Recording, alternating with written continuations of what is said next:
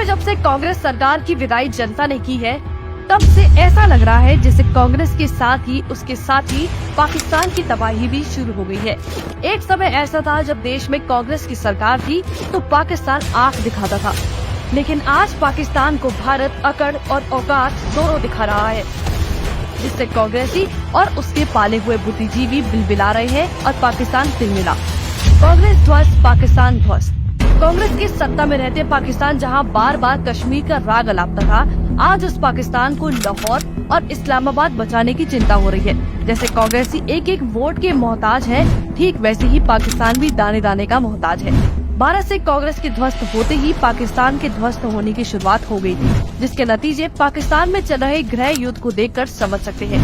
भारत ने कश्मीर से धारा 370 हटाई, जिसके बाद हमने पाकिस्तान से व्यापार बंद कर ऐसी आर्थिक चोट पहुंचाई जिससे वो आज तक उभर नहीं पाया है। कांग्रेस की सत्ता से बेदखल होते ही न सिर्फ पाकिस्तान बल्कि श्रीलंका, बांग्लादेश और चीन का भी बुरा समय आ गया है। कांग्रेस बदली, पाकिस्तान की हालत बदली। जैसे ही देश से कांग्रेस बदली, उसी तरह पाकिस्तान की हालात भी पतली हो गई। पाकिस्तान भारतीय सेना से 3 बार मार खाने के बाद कभी प्रॉक्सी वॉर के जरिए बॉर्डर पर सीज फायर उल्लंघन करता था, तो कभी हमारे शहरों में धमाके करवाता था। लेकिन आज हमारे यहाँ टेरर अटैक ना के बराबर है। तो वहीं पाकिस्तान अपनी ही लगाई आग में इतना झुलस रहा है, लेकिन जब कांग्रेस की सरकार भारत से चली गई तो पाकिस्तान में ऐसे हालात हो गए और खुद की लगाई आग में जल रहा है। PICSS की रिपोर्ट के अनुसार पाकिस्तान में केवल 2023 के 4 महीनों में 87 आतंकवादी हमले हुए, जिनमें से 126 मौतें हुई और सैकड़ों लोग घायल हुए। करीब 15 दिन पहले ही आतंकियों ने पुलिस स्टेशन पर हमला कर दिया, जिसमें करीब 17 लोगों की मौत हो गई थी। अगर कांग्रेस की सरकार देश में रहती तो शायद ये जो फर्क है वो देश नहीं देख पाता। पाकिस्तान की हिमायती बुद्धिजीवी। पाकिस्तान हमारे अलगाववादी नेताओं और बुद्धिजीवियों को एक बम की तरह यूज करते थे और मन में तनाव पैदा करते थे कि कश्मीर भारत का हिस्सा नहीं है।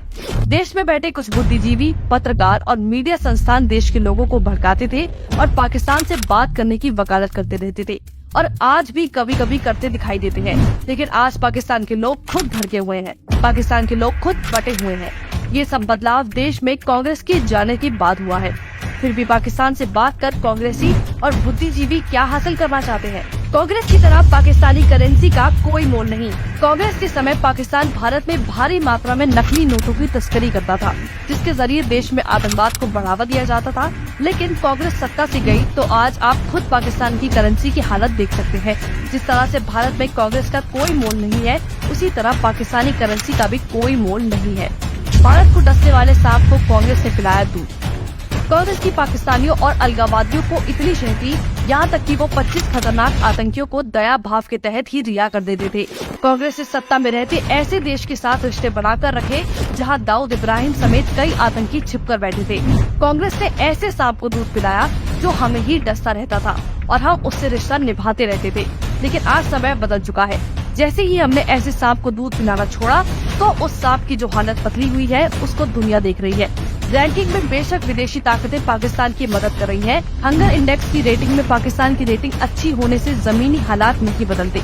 असली रेटिंग एजेंसी नहीं, पाकिस्तान से सामने आ रही तस्वीरें दे रही हैं।